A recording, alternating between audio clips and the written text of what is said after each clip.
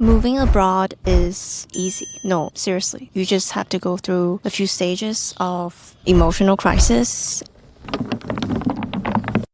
and you'll be good. I was born in Shanghai in China. Then I moved to Paris when I was 12, to the Netherlands, to Amsterdam when I was 14. Then I moved to the States for college when I was 18. I'm 26 years old this year, and I've been a foreigner for 14 years of my entire life. In order to make this video easy to digest, I created a framework called the Eclipse framework, which covers the 7 emotional stages of moving to a new country. So let's get into it. Before everything starts to go downhill, we have to start somewhere. And that somewhere is the reason that you came to this country. You're like a baby who has yet to know the cruelty of the world. Sure, you might experience culture shocks here and there, but it doesn't really bother you because everything's just so refreshing to you. When I moved to Boston for college, I was definitely very excited. I have more freedom to do whatever I want, and I don't have to listen to what my parents are saying. If you came here by choice, you will experience the stage. However, when I moved to France or the Netherlands, that wasn't my choice to move there. It was my mom's choice. I didn't really want to leave Shanghai because I enjoyed my life in Shanghai. Back then, I did not feel excited when I arrived at the country because I did not know anything about French culture, about Dutch culture. Everything was just unknown to me. Arriving in a new country means that you are a representative of your own country. When I first moved to France, I remember getting asked by my classmates on the kind of food that Chinese people eat.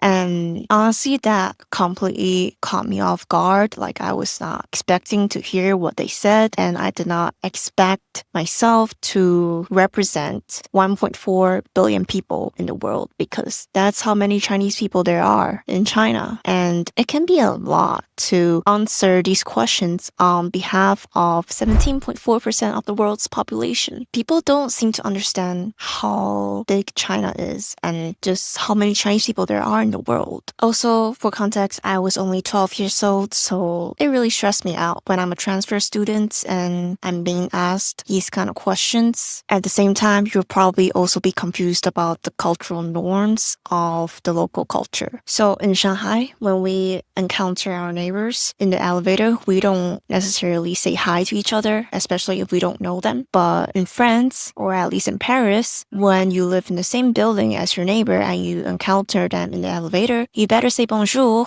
or else you're gonna get scolded. At least that's what happened to me when I was 12. I was saying bonjour to this lady that was living in the same building as me, and I don't think she heard me saying it, so she was like lecturing me about how I should say bonjour to everyone that I meet, because what's normal in your country might be rude in another country. So you just gotta be aware of what's like the social norm. And there are times where I think people are rude to me, but then at the back of my mind, if I'm unfamiliar with the cultural norms of this location, I'll be like, is it because I'm actually not fitting the social norms of the location that I'm in, which means that I'm actually the one that's rude and that's why they're rude to me? Another confusion that occurred to me as a kid was realizing that I'm a minority. Obviously, that kind of thought never occurred to me when I was living in China, but when I moved to France, I'm just like hyper aware that I'm Asian. And let's be real, if you are a person of color, you will probably encounter discrimination at some point in your life if you're in a Western country. When I was young, I did not even know that discrimination existed, so I didn't expect people to treat me differently because of how I looked. So this was back in 2011. A really silly thing that I did as a kid was I was like, something's off. What do people actually think about Chinese people? So I actually went on YouTube and I typed in the word Chinese in the search bar. And I watched as many videos as I could watch at that time. And I also read all the comments. So as you can probably predict, I did not have a good experience doing that because everything that I saw was very negative and I was just confused and in shock by the things that I see, the comments that I read, because the country and the people that they described was not the one that I knew. By the time you've reached this stage, you have already said goodbye to your friends from your home country. It's been a while and you still can't forget them. You'll wonder if you'll ever see them again. You may still be in touch with them, but how long will it last? Realistically, are you going to keep in touch with someone if you're never gonna see them again? I have certainly lost friends because I have just not been able to see them after I moved. If you're a kid, you really won't have much of a choice over when you can see your friends. And if you're an adult, you still have a lot of responsibilities to take care of. So you can't just hop on a plane and go meet your friends from another country unless you're really rich and you have a lot of freedom to travel. If that's the case, then good for you. But what I'm trying to say is that it's almost certain that you're going to lose friends when you move countries. Otherwise, you just really have to put in a lot of effort to maintain the relationship. If you came to the foreign country alone, then it's a solo journey. Your family's back home and you're gonna miss them depending on your situation. You might not be able to see your family for years. I know this happened to a lot of people during COVID, and it can get depressing because you can be separated from your family because of visa circumstances that are out of your control. Maybe you've also tried to make friends, but it didn't really work out. Maybe there are some language barriers that limits the amount of people that you can talk to. When I was in France and the Netherlands, I didn't really have any language barriers. I knew a little bit of French before I moved to France, but because I went to international schools, I did not have to speak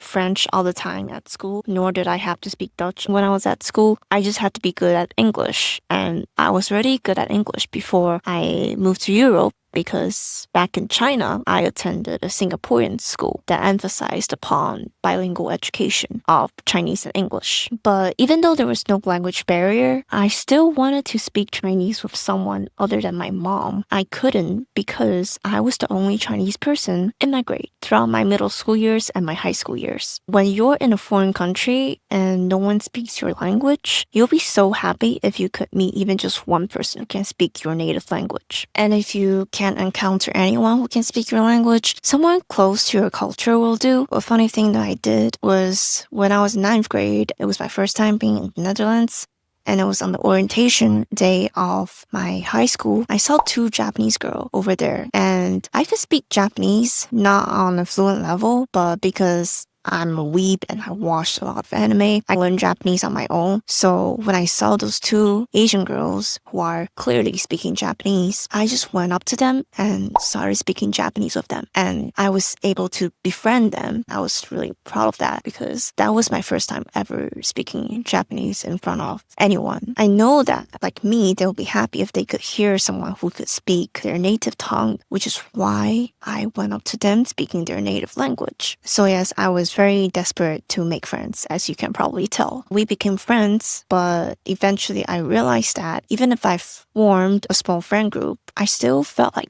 an outsider, which leads to my next point.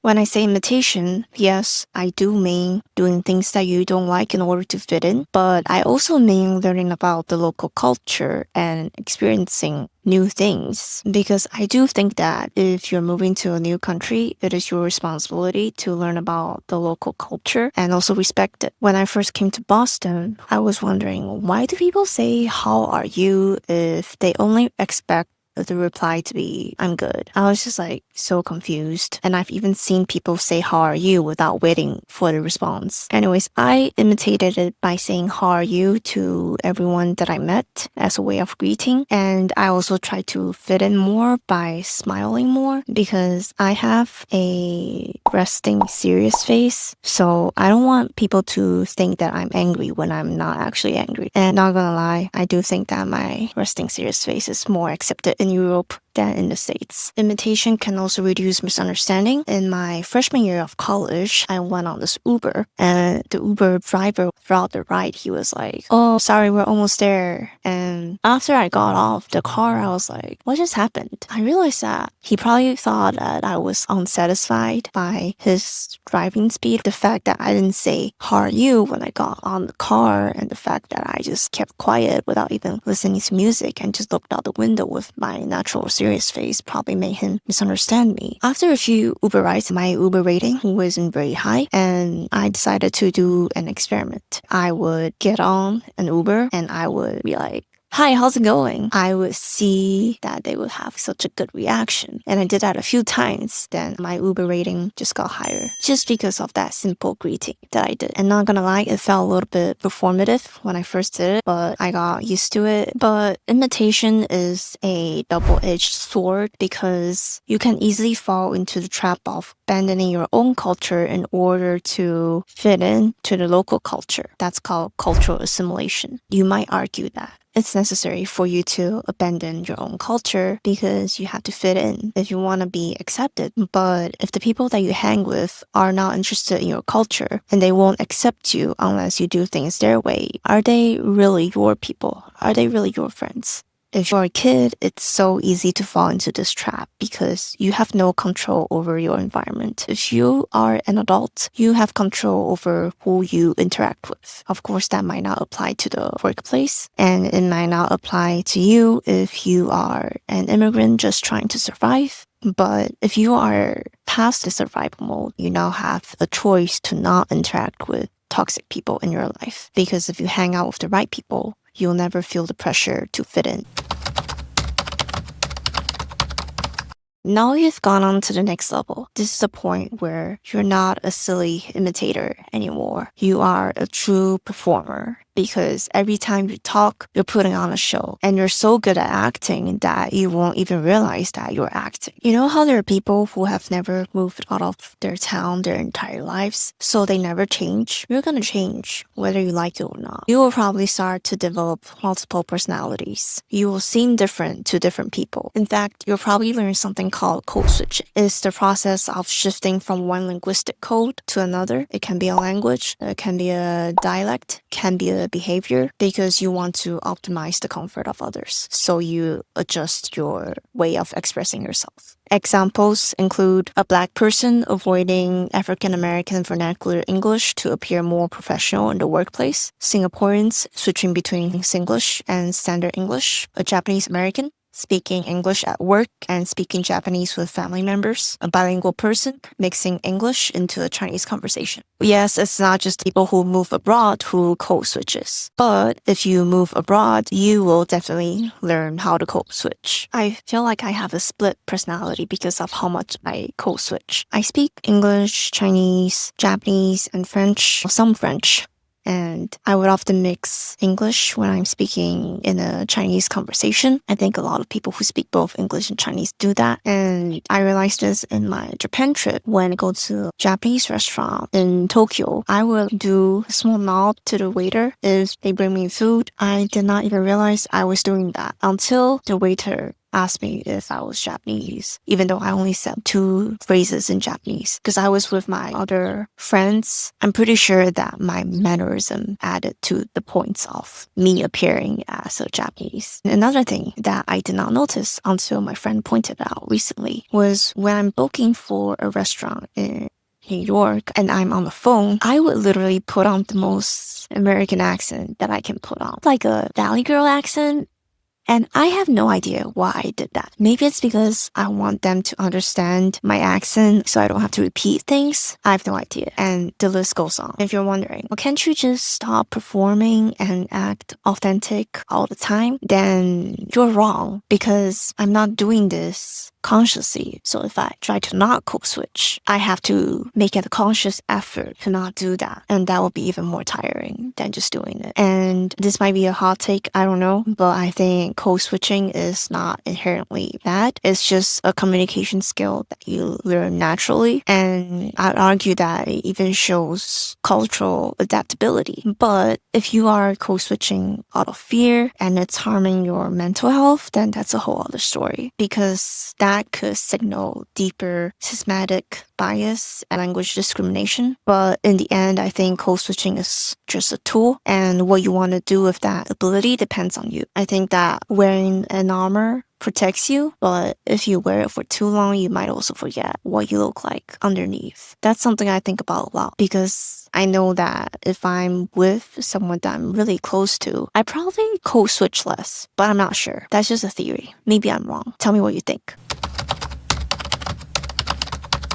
If you have lived abroad long enough, you're gonna start to feel a really unique type of shock. Now, this is different from the initial culture shocks you experience when you enter a new country because this type of shock comes with the question, what am I? Seriously, what am I? Culturally speaking. Believe it or not, when you return to your home country after living abroad for a long time, you're gonna experience something called reverse culture shock. Even though I left China when I was 12, I'd still visit China every summer until I was 21-ish. But because of COVID, I couldn't visit China for 4 years. After that 4 years, when I went back in 2023, I experienced reverse culture shock. For example, when I opened this popular app in China to order food and I see a bunch of restaurants on the app, and I'm just like, bro, this UI is so overwhelming for me to look at. There are so many restaurants. I was just like, damn, what food should I order? And I had decision fatigue by looking at the user interface of the app.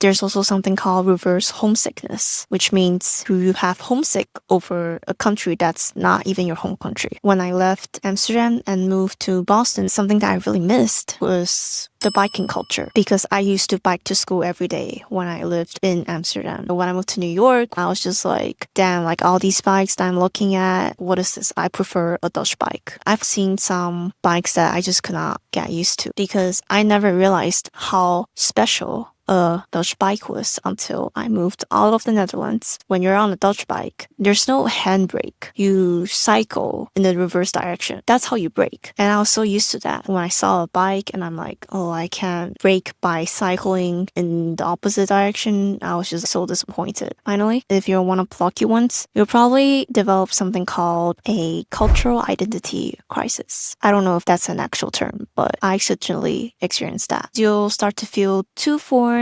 for your home country and too foreign for your country of residence.